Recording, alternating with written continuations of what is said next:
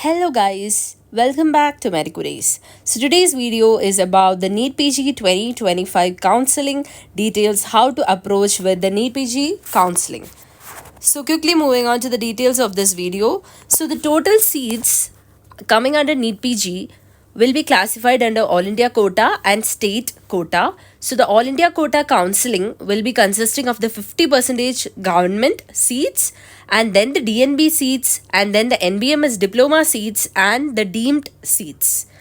So the state counseling will be consisting of the 50% government and the 50% private seats. So moving on to the details of the counseling in All India quota, there will be 5 rounds. So there will be the first round, the second round, the third round, then the fourth round, which is also known as the stray round, and then the fifth round, which is the special stray round. And in the state counseling, there are usually 4 rounds. That is the first round, second round, the stray round, and the special stray round. That is what it happens usually, but state counseling varies from state to state. So it will be upon the prospectus which is being released by the states. For the All India quota counseling, there will be a prospectus which will be released in the MCC website.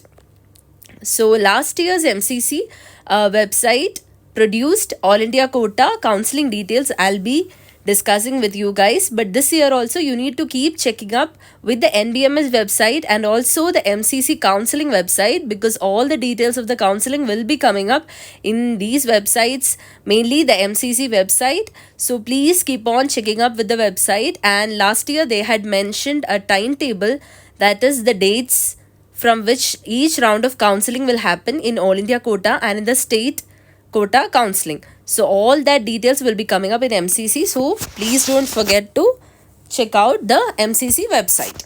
Now moving on to how the counseling happens. So this video is about how the counseling happened last year. So first you need to register for the counseling, and all the counseling details, registration details will be coming up in the MCC website. So once the registration for this year is out, we'll be coming up with video regarding how to register and all. The overall process I'll be explaining. So after registration, there is something like payment of the fees, the registration fee and the security deposit, and after that there is submission of choices. So there is no limit for choices. You can keep any number of choices, but always keep in your priority order, because in that order only you will be allotted. And also the security deposit for All India quota counseling, if you are belonging to general category, it is usually 25,000, and if you belong to OBC and other categories, it is usually 10,000. And the security deposit is refundable if at all you are not getting a seat in the All India quota counseling. Now then after you fill up the choices and submit it, there will be a chance for modification, and later after that there will be a date for locking of the choices. So you need to lock your choices, that is you need to confirm your choices on that day, and after that they will produce the result of the counseling. So after the first round counseling result has come, if at all you are not allotted any seat, then you can apply for the round 2.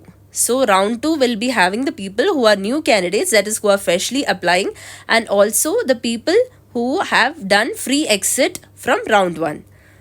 So in round 1 alone there is a chance of free exit which is available, and also in we'll be checking up the other rounds how it will be. And already registered candidates of round 1, they need not register again for round 2. Suppose if you're getting a seat in round 1, and if you then you will be reporting to the allotted institute to complete the admission process. And if you have done that, and if you are someone who is happy with your seat which you got in the first round, then you can continue in that institute. But if you want to upgrade, then yes, you can upgrade in your round 2. So you can opt for upgradation, and then you need to do the fresh registration or choice filling for the round 2. So in round 2 again you need to do all the choice filling and registration separately, because the round 1 choices, they will be treated as null and void. Suppose if you are someone who has not reported to the allotted institute or completed the admission formalities, then you can do free exit. But so that is how the first round is going on. So next is the second round seat allotment. So after you fill up the fresh registration done and the choice filling of round 2 is done, the result will be coming up.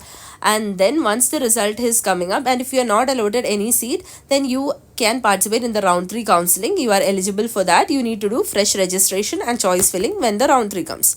But if you are someone who has, if upgraded, then the candidate must relieve from the round 1 seat and join the round 2 allotted college. And if you are allotted a seat in round 2 but you haven't reported or joined, then your security deposit will be forfeited. And once you are allotted any seat in round 2, then you need to report to the allotted institute and complete the admission formalities. And if at all you wish to participate in the round 3, yes, then you can participate in the round 3 by upgradation. Next is the round 3 counseling. Again, round 3 you need to do fresh registration and fresh choice filling. The round 2 choices will be treated as null and void. And once the round 3 seat allotment result has come, and if you are not allotted any seat, then you are eligible for the stray round.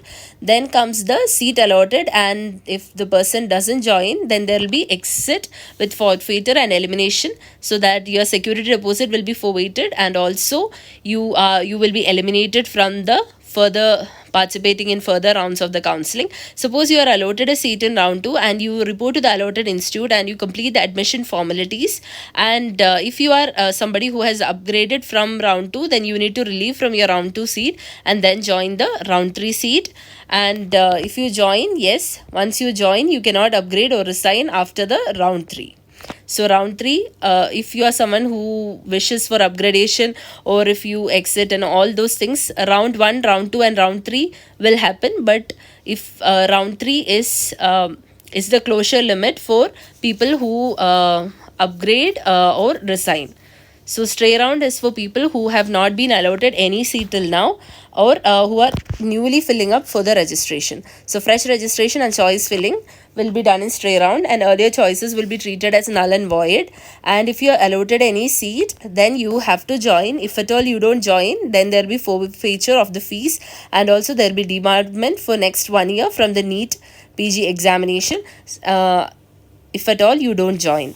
And if you are allotted the seat, then you have to join the seat at the college, and once you join, you cannot resign from that seat. So that's it, guys. And the special stray round also will happen just like the stray round. Once you are allotted a seat, you have to join that seat. You cannot resign from that. If at all you resign from it, then there will be forfeiture of the fees and also debarment for next 1 year from the NEET PG examination in case of special stray round as well.